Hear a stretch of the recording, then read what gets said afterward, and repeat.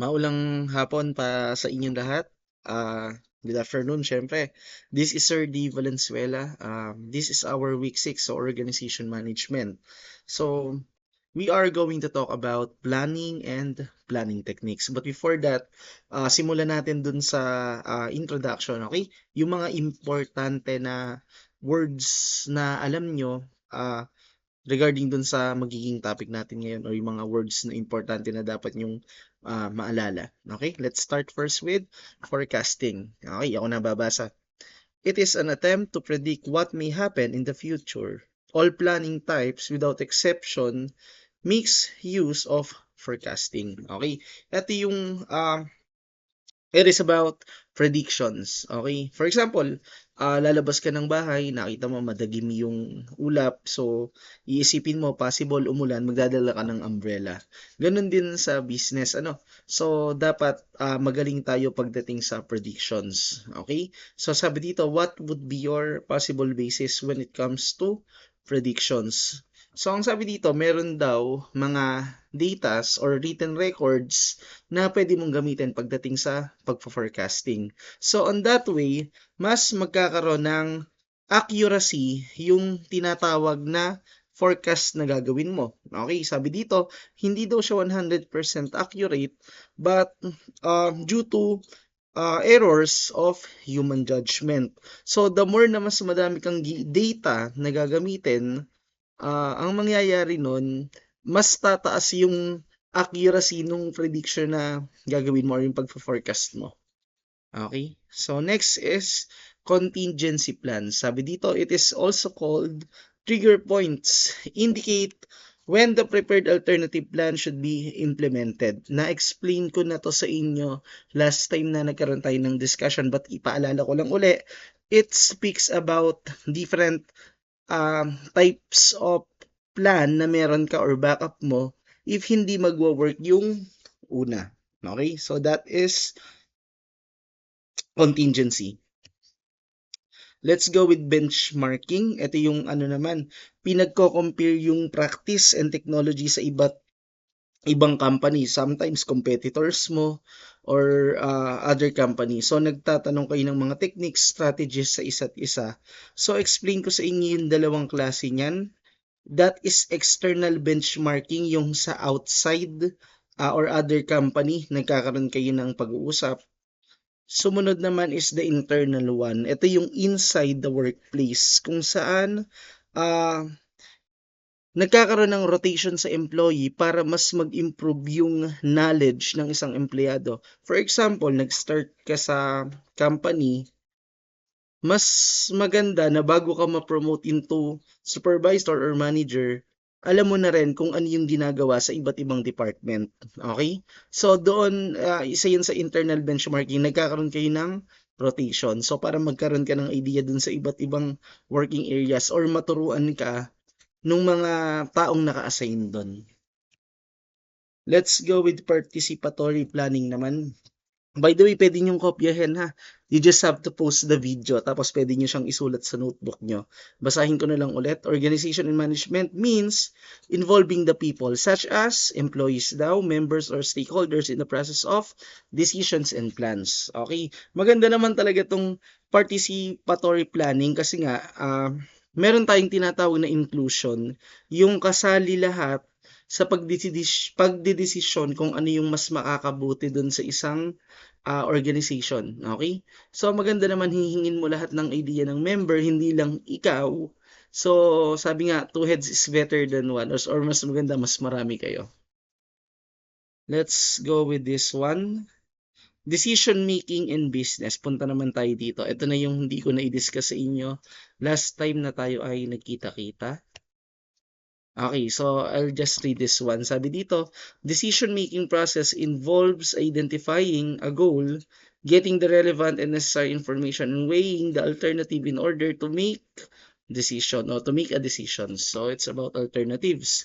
So ang tanong dito is, ito yung tanong sa inyo mga estudyante, how do you make decision? Okay, so sabi nga, pag daw tayo is nag-iisip or nandun tayo sa position na kailangan nating mag-decide, marami daw tayong tinatawag na basis. Hindi ka lang basta nagdidesisyon, iniisip mo din yung ibang possible solution. So basically, it is really challenging. Pero ang bottom line nga nito, you have to come up with a single decision. So marami kayong isinasaalang-alang. Okay?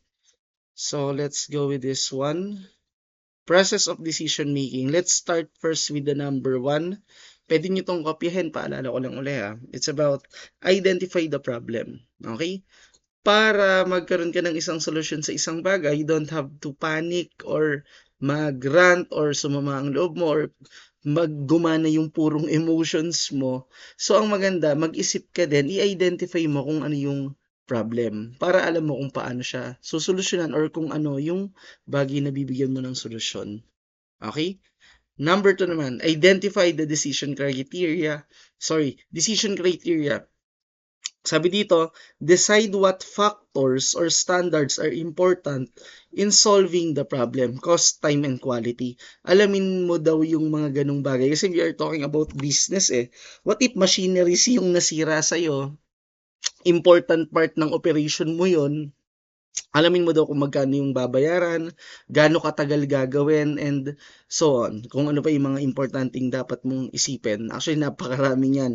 Bayad doon, gaano katagal gagawin, ano yung pwede mong substitute para magtuloy-tuloy yung operation if wala man yung machine na yun to operate. Ano?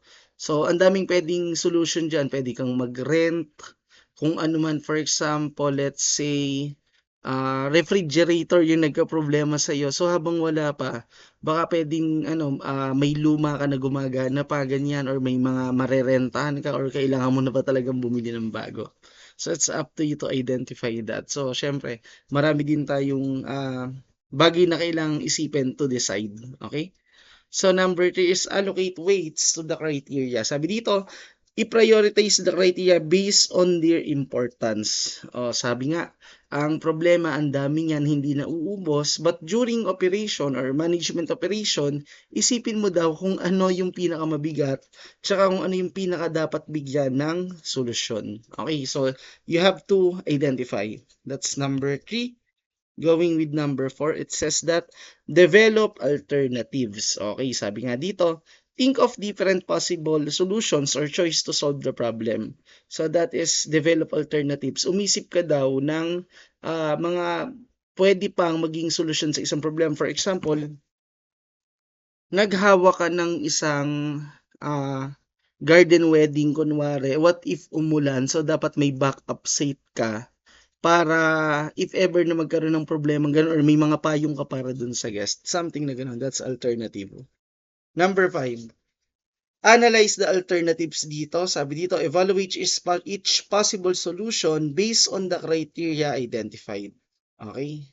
And next would be select the best alternative. Dito kasi, alamin mo yung mga alternative na naisip mo through development, tapos i-analyze mo dun sa mga napili mo na yon kung ano yung pinakamaganda, yung pinaka-efficient, pinaka-effective na i-activate para masolusyonan yung problema na yon. So, dun yun sa number 6, select the best alternative.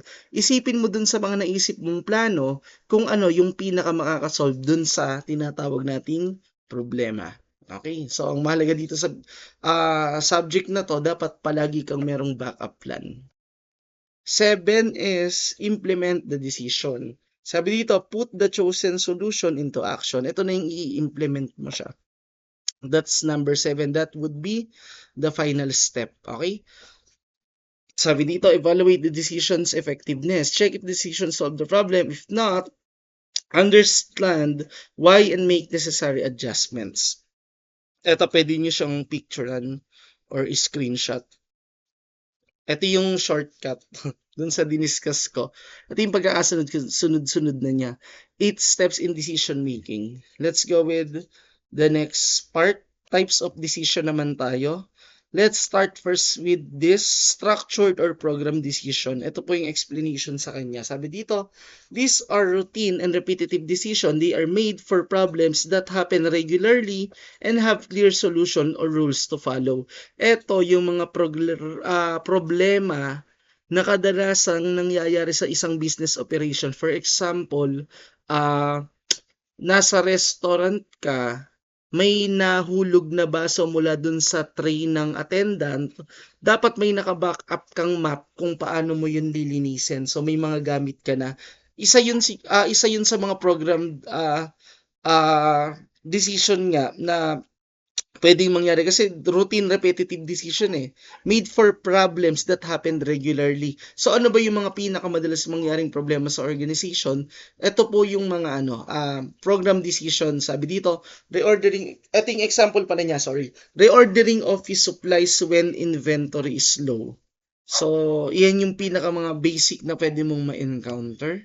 Number two, sorry, it's non-program decisions. Ang sabi dito, these are unique and non-routine decisions. They are made for a new or unusual problems where there are no clear procedures to follow. Ang example daw nito, deciding to launch a new product in a new market. Okay? Let's go with the next one. Sabi dito, three types of decision-making condition. First is certainty. Sabi dito, the decision maker has a complete and accurate information. The outcome of each choice is known. Okay? So, ulitin ko yun. Ito yung title niya. Three types of decision-making condition. Ito yung example scenario. Sa office daw, yung manager, umu-order siya ng bond paper from the same supplier every month because the price and delivery time are always the same. So, expected na. Kumbaga, certain siya na ganun yung mangyayari and the outcome is also expected. Number two, this one is a bit different. It's about risk. Sabi dito, risk daw. The decision maker has some information but not complete certainty. The outcome are not guaranteed but probability or channel of success are known. Ito yung example niya. A company invests in a new marketing campaign. They study the past campaigns and estimate 70 chance of success but cannot be 100% sure. And for number three, ito yung pinaka-risky sa lahat, the uncertainty. Sabi dito, the decision maker has a little or no information about the possible outcomes. It's hard to predict the future or the effects of the decision. Ito yung example niya. An entrepreneur launches a new type of gadget that has never existed before. There are no data or history to predict if it will succeed or fail. So, nag-launch ka ng bagong product, hindi ka sigurado if magiging success siya or magfa-flop yung product mo na yon. So, uncertainty, hindi ka sigurado. Pero, sabi nga, the higher the risk, the higher the success nga. Or, sabi nga, pag mas risky daw yung isang ginawa mo sa business, yung success niya is mas maganda yung resulta. Mataas ang risk, maganda din naman yung reward na makukuha mo. Okay? So, pwede nyo itong picturean, itong part na to. Ito yung parang chart na ginawa ko. Certainty, risk, and uncertainty. Ulitin ko, ito yung topic niya. Three types of decision-making conditions. Okay, so that would be it. Thank you for listening and I'll give you updates next time. Okay, stay safe everyone.